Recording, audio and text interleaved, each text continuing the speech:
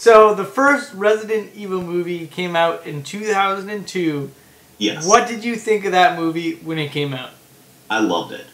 I know people have what you want to call mixed feelings because a lot of people basically wanted to see like what the first video game was, transpired into the movie.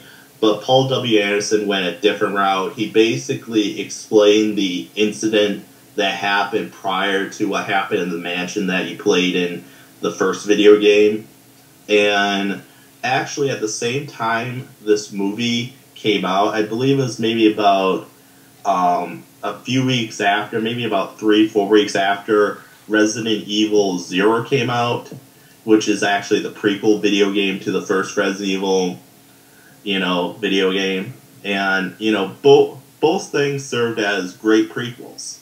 Mm-hmm. I mean, I really like Resident Evil 0, the video game, and I really like Resident Evil 1. I actually really enjoyed the film, and when it came out on DVD, I actually watched it 8 times in a row after I bought it.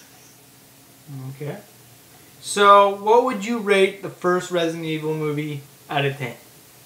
Well, me personally, I'm a fan of the video game and the movie series. And with every movie, I keep a very open mind because I understand that, Paul W. Anderson isn't going to go 100% the video game route. I understand that because, like you, Danny, you like the 2 Rob Zombie Halloween movies because Rob Zombie went his own route. He didn't follow the original source material 100%, but he did, kind of have a respectful to the source material, at least in the first one from my, from what I like, And for me personally, I still say Paul W. Anderson has a very respectful towards the Resident Evil video games, and while some people may not, believe me when I say that, or believe him when he says that, I still respect him for doing the movies, and he hasn't basically gone too overboard yet, so. So what would you rate it? First movie of the series, I'll give a solid 9 to. A 9? Okay. So, alright. So, the second Resident Evil movie, what did you think of that one when it came out? Compared to the first movie? I loved it, and it was the first movie that are the Resident Evil series that really left me on edge for the next one. I was really, anticipated the next one for the way that Resident Evil Apocalypse ended. Would you say the second movie is superior to the first movie? Oh yeah, every way. I mean, the second one immediately picks up where the first one left off, but instead of basically, it basically showed sort of like a, I would say about the, kind of like Dawn of the Dead. It starts off kind of like with the news people, and then basically explain some stuff that it's going to be a hot, sunny day, hell breaks loose. So what would you rate the second movie out of 10? I'll give the second one a 10 out of 10. I really think that it's a superior sequel. It basically is, at least to my eyes, a very faithful adaptation of the third video game because that's what it was based off of. I know Paul W. Anderson did some certain stuff here and there that, some people may not agree with, but for me, I really liked what he did for an adaptation of the third Resident Evil video game. Alright, now when we get to the third Resident Evil movie, what did you think of that film when it came out?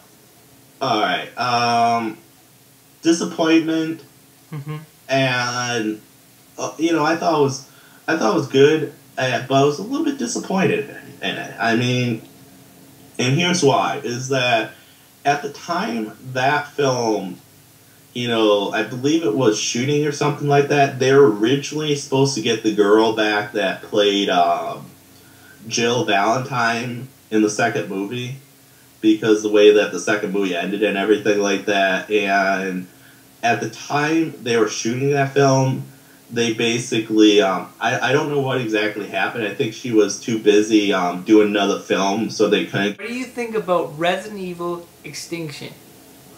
Well, I like the film, but I do have minor complaints here and there. I think the film could have been a lot more better if they would have got Selena Gilroy back, who played Jill Valentine in the second film, because the fact that, while reading the book to Resident Evil Extinction, because as soon as I saw that there was a book novelization of the film, just like with Resident Evil Apocalypse, I actually read it. And reading the book to Resident Evil Apocalypse, I basically was like, I wonder how much they're going to keep of this into the film, and they actually kept a lot of it. And then reading this book, I was like, oh my god, if they keep just about maybe at least 80% of what's in this book in that film, this film could be freaking amazing. And, of course, they kind of left some stuff out. And the stuff that they left out was the stuff that I thought could have made the movie so much better. I mean, now that's not saying the movie was horrible, because the movie was actually really good. I really enjoyed the film. I thought it had great pacing. I thought the zombies that they dealt with, were good.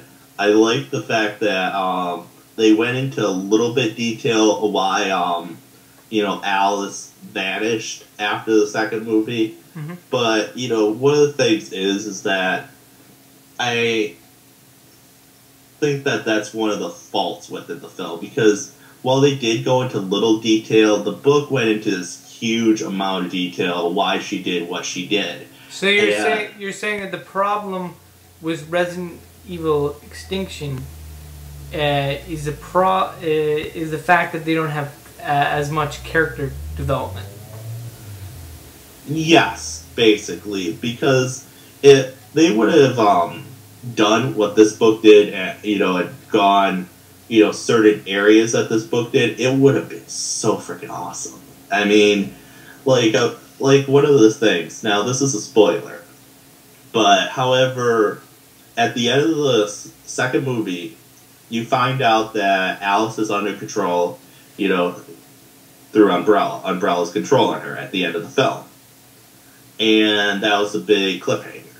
And basically, the reason why she's on her lonesome at the beginning of this film is because the fact that she has a very guilty conscience.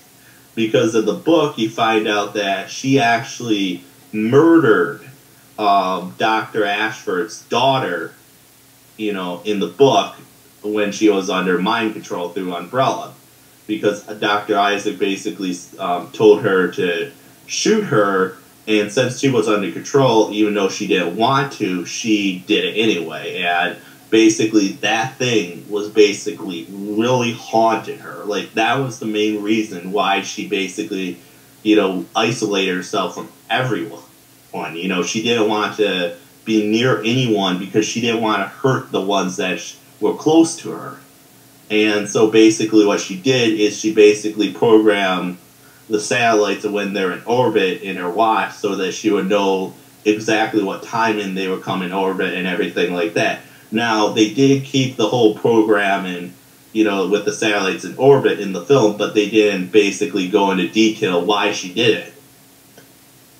What about, as far as, special effects go? Were you impressed with the special effects in Resident Evil? Well, I'm impressed with the special effects through most of the Resident Evil films. Yeah. I mean, I love the fact that with the first three movies, there's great pacing. It does not feel like the movie slows down at all. Yeah. I mean, there is minor slow-mo, but it's used to the extent as, the Bourne movies use it. They don't overkill it. And that's what this film does. It doesn't really overkill, the slow-mo, movements in the film. But, however, I just think that the movie could have been a lot more better just if they would have added in a few of the stuff that was in the book.